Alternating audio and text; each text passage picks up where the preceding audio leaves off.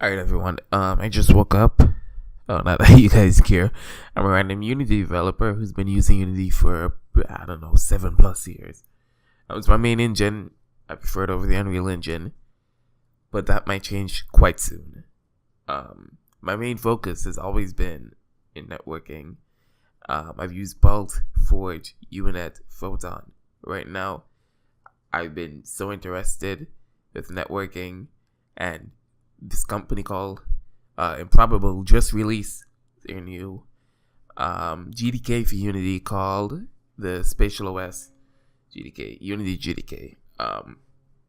What SpatialOS does is it allows you to throw up server instances. I don't know exactly what they call it, but I'm gonna just call it server instances.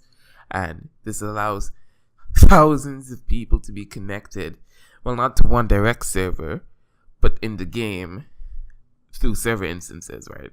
So you can just cross over to another server, your physics crossover, your player crossover, and it's so seamless. It's so interesting.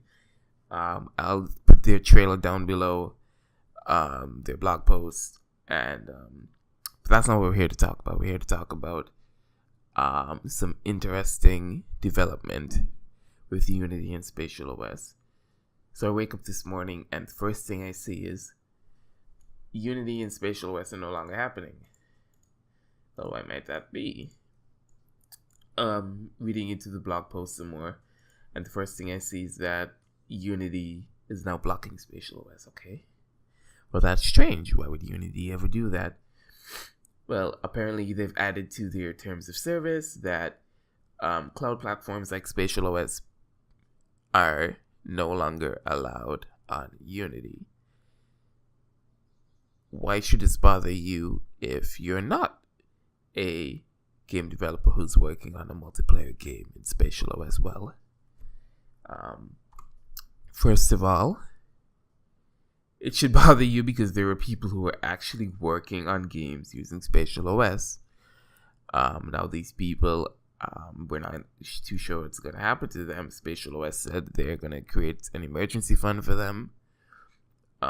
Some of their last resorts might be moving to a different engine, which might be my first resort because, quite frankly, if we put this into retrospect, if a company is going to cancel a contract, or maybe they didn't have a contract, but if they're going to just stop another company from operating their services that help to benefit their engine, that's going to make all of us suffer. And why would they do that in the first place? And my speculation is the fact that they are creating, well, no, it's not the fact that they're creating. We know they're creating their own cloud platform with the connected games. Again, link for that in the description. So why would Unity, again, this is speculation, why would Unity want to keep another game in another cloud platform service that could hinder their monetary gain on their cloud platform service? And why is this a problem for all of us who don't even use Unity, who don't even use SpatialOS for Unity? Well, it's a problem because, Unity is taking an extra step to remove another company that's helping to benefit their game engine. What does that mean for us? That means anywhere down the line, over a single night, Unity can create a new terms of service and say, well, you're screwed. You're screwed. You're working on a zombie game in your custom networking? Well, no. That's no longer a thing. You're screwed.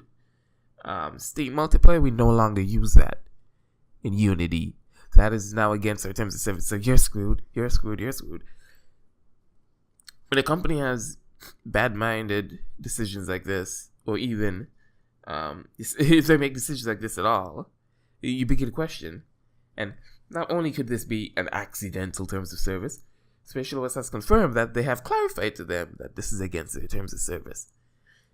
So, this is an interesting story that came up this morning. The moment I woke up, I had to speak about this. Way to make my first video, but whatever. It's definitely something that I think we as game developers really need to look into now. I know I've already got my courses for the Unreal Engine packed. and maybe I'll actually start looking into some more tutorials with the Unreal Engine, because quite frankly, I mean, Unity is beginning to make some very interesting business moves that make me question. And just when you thought 2019 for Unity was going to be great, you wake up to this scenario.